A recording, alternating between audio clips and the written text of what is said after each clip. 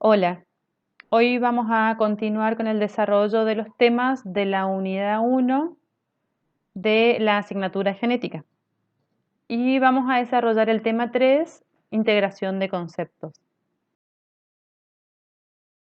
Empezando por genética mendeliana y ciclos de vida, es importante recordar que cualquier modelo general de patrón de herencia debe tener en cuenta el ciclo de vida del organismo. Los eucariotas tienen tres tipos básicos de ciclo de vida: diploide, haploide y organismos con alternancia de generaciones haploide-diploide. La mayoría de los organismos vivos son diploides. Sin embargo, existen organismos que pasan la mayor parte de su ciclo de vida como haploides.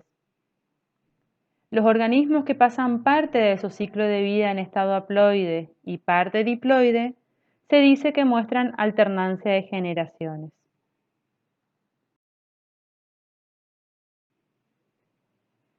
Los diploides son organismos que permanecen en estado diploide la mayor parte de su ciclo de vida. Esto significa que en la mayor parte de su ciclo contienen células con dos juegos de cromosomas homólogos. Los animales son ejemplos de organismos con este tipo de ciclo de vida, donde en muchas especies las células diploides se originan de óvulos fertilizados. La meiosis ocurre en meiocitos diploides especiales y el resultado son los gametos haploides, que se unen y forman el cigoto. El cigoto luego sufre rondas repetidas de divisiones mitóticas para producir un organismo multicelular.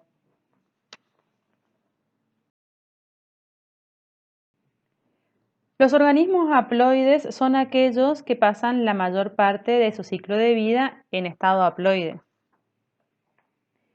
Los ejemplos más comunes son los mohos y las levaduras. Un organismo se origina como una espora haploide, la cual sufre divisiones mitóticas para producir una ramificación en red de extremo a extremo o una población de células idénticas. Para que exista meiosis se requiere el apareamiento de dos juegos de cromosomas homólogos. En los organismos haploides esto se logra porque dos células haploides de las razas parentales se fusionan para formar un meiocito diploide transitorio, el cual sufrirá meiosis para formar las esporas haploides, las que tras sucesivas mitosis darán lugar nuevamente a un organismo haploide adulto.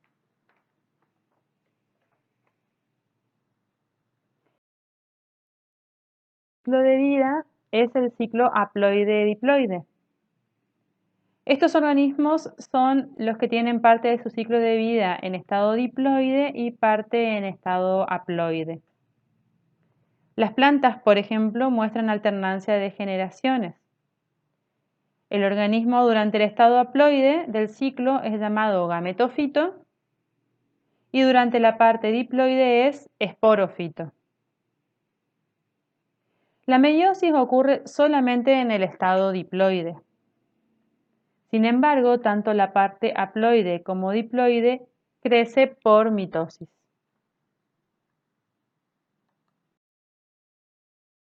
A modo de resumen, en esta diapositiva podemos ver los esquemas de los tres tipos de ciclo de vida, ¿sí?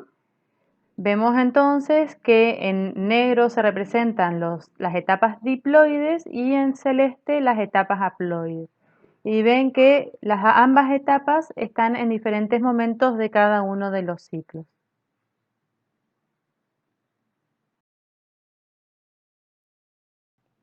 Continuando con la integración de conceptos, vamos a hablar un poco acerca de la estructura molecular de los cromosomas, el ADN y los cromosomas y la compactación cromosómica.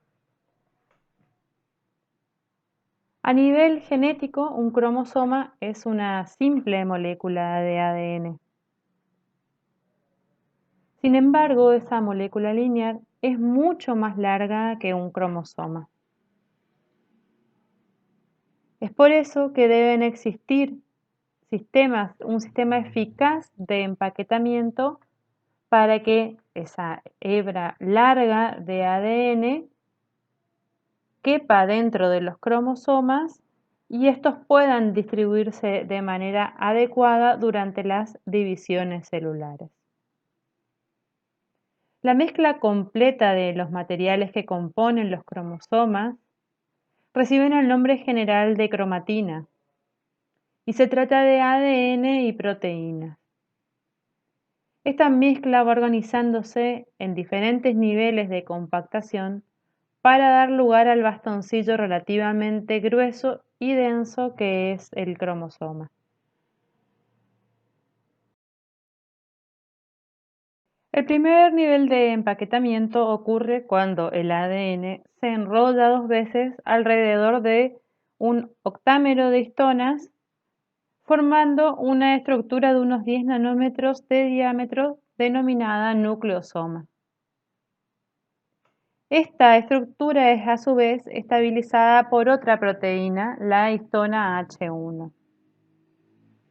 Los nucleosomas a su vez se enrollan gradualmente formando una estructura denominada solenoide de unos 30 nanómetros de diámetro.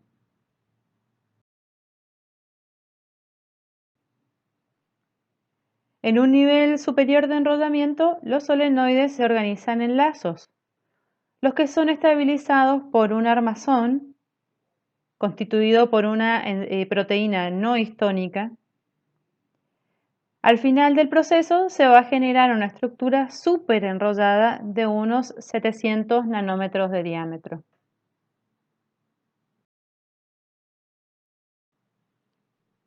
En esta diapositiva podemos ver todos los niveles de empaquetamiento del ADN por los que la hebra lineal inicial, en conjunto con las proteínas histónicas y no histónicas, forman un cromosoma condensado. En el aula virtual van a poder encontrar un video en donde podrán observar el empaquetamiento de la cromatina y todo el proceso que ocurre de manera continua. Les sugiero que lo miren para poder fijar mejor la comprensión de este tema.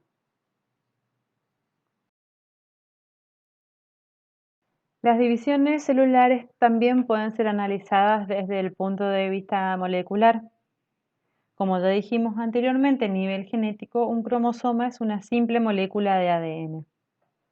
La división nuclear y celular son posibles por la replicación del ADN que tiene lugar durante la fase S del ciclo celular antes de la división. La replicación genera 2 cromátidas hermanas, cada una de ellas compuestas por una molécula de ADN. Como podemos ver en el esquema, se observan 3 genotipos diploides y 2 genotipos haploides diferentes que están representados. El alelo silvestre es denominado B+, y el alelo mutante B. Podemos ver que en el sitio donde ocurrió la mutación se produce un simple cambio de una base, de un par de bases GC en el silvestre a T en el mutante. De esta manera podemos ver que la aparición de diferentes alelos pueden ocasionarse por mutaciones que implican simples cambios de pares de bases en la secuencia de ADN.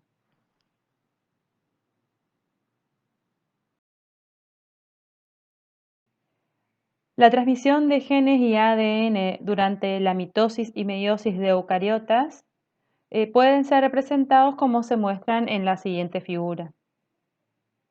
Aquí se muestra la fase S y las principales fases de la mitosis y la meiosis. Las divisiones mitóticas conservan el genotipo de la célula original. Aquí podemos ver la mitosis en una célula haploide y la mitosis en una célula diploide. En la tercera columna podemos ver las 2 divisiones meióticas sucesivas que ocurren durante la fase sexual del ciclo de vida. En esta división, el número cromosómico se ve reducido a la mitad. Los alelos A mayúscula y A minúscula de un gen son usados para mostrar cómo los genotipos son transmitidos durante la división celular.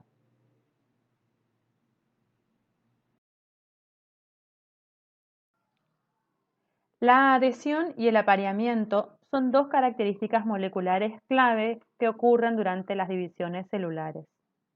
Tanto en mitosis como en meiosis, las cromátidas hermanas permanecen adheridas a lo largo de toda su longitud hasta que se separan durante la anafase de la mitosis y la anafase 2 de la meiosis.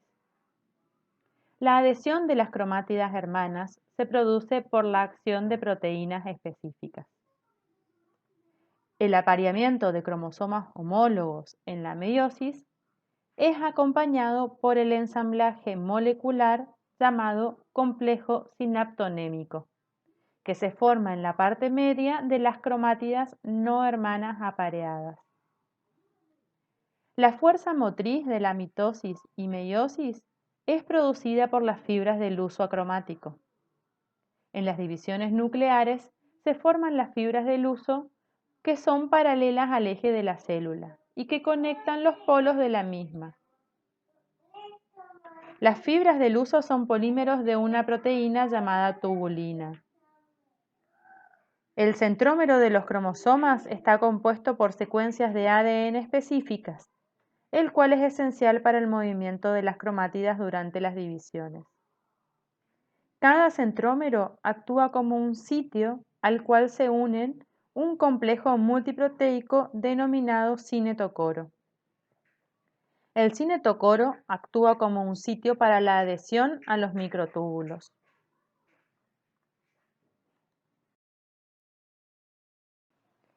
En esta última diapositiva, entonces, podemos ver un cuadro comparativo de las principales características de la mitosis y la meiosis. La mitosis ocurre principalmente en células somáticas, mientras que la meiosis se produce en células reproductoras del ciclo sexual. En la mitosis se produce una sola división celular, en la cual a partir de una célula parental se originan dos células hijas, mientras que en la meiosis, a partir de un meiocito, se producen dos divisiones celulares que originan cuatro células hijas. En la mitosis, el número cromosómico de las células hijas es el mismo que la célula parental, mientras que en la meiosis el número cromosómico de las células hijas se reduce a la mitad. En la mitosis se produce una fase de síntesis por división celular, mientras que en la meiosis ocurre una fase de síntesis para dos divisiones celulares. En la mitosis normalmente no se produce apareamiento de cromosomas homólogos, mientras que en la meiosis se produce la sinapsis de los cromosomas homólogos.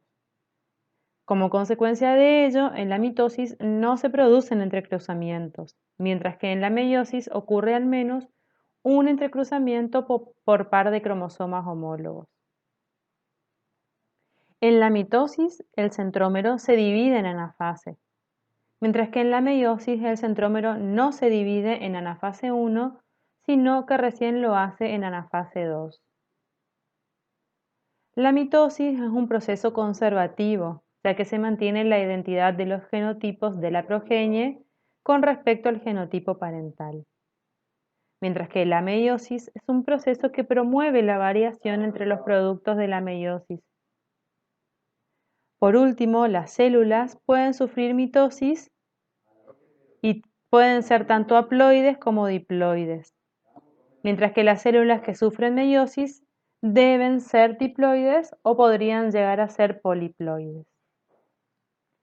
Con esto finalizamos la unidad 1 de la materia. Van a encontrar en el aula virtual también la guía de trabajos prácticos para este tema y el video de cómo resolver los ejercicios.